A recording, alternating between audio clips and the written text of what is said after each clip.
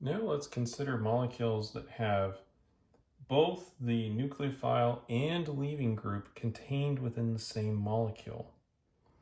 In these cases, we could have an intermolecular reaction, which is where one of those molecules reacts with another, or we could have an intramolecular cyclization, which is where the molecule would react with itself.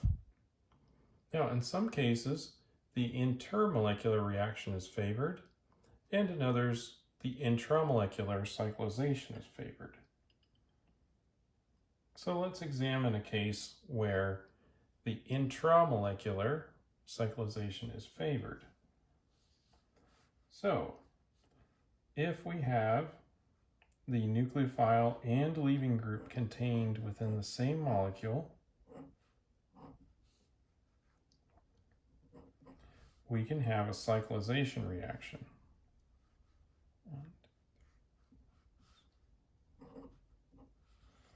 So let's say we already have a deprotonated oxygen here, so it's got a negative charge right there. Now, this molecule could wrap around on itself and attack this carbon that has this chlorine on it and cause that chloride to leave, like so. And this would be an SN2 reaction. And it could cause this to form a cycle or a ring structure, just like this.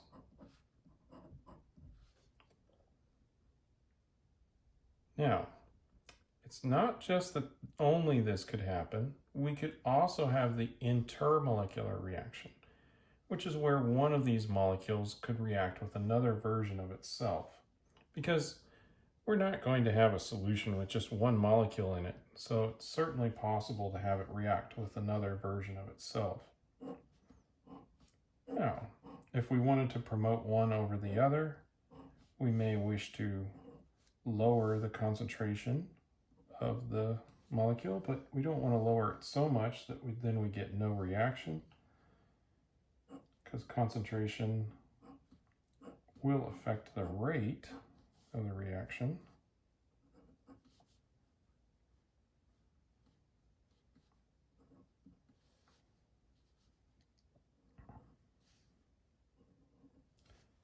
So if we did an intermolecular reaction, we would get this product here that comes and attacks a carbon on a different chain, does the leaving group. This is still SN2, and instead it makes this.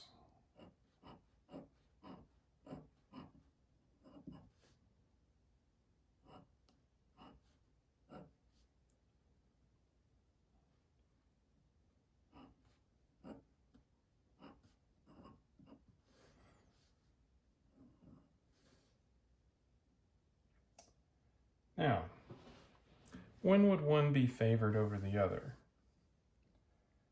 If we have a situation where a 5 or 6 membered ring is possible from an intramolecular cyclization, that process will dominate. We'll get much more of the product when it's a 5 or 6 membered ring, especially 6 membered rings because they have very low ring strain. 5, very similar, low ring strain. If it's larger than that, we start increasing the ring strain, and if it's smaller, we dramatically increase the ring strain. It's very unlikely that we would form a cyclization that would result in a 4-membered ring or even less, a 3-membered ring. It's just not going to automatically wrap around. The molecule will just not curl up that much. If the chain is longer, then it's also a little bit less likely because 1 ring strain, but 2 that chain has to actually wrap around on itself, and it becomes a little bit less likely for the nucleophile to find the leaving group the longer the chain gets. So it needs to be short enough for it to find the leaving group, but long enough that it's easy and can avoid ring strain. So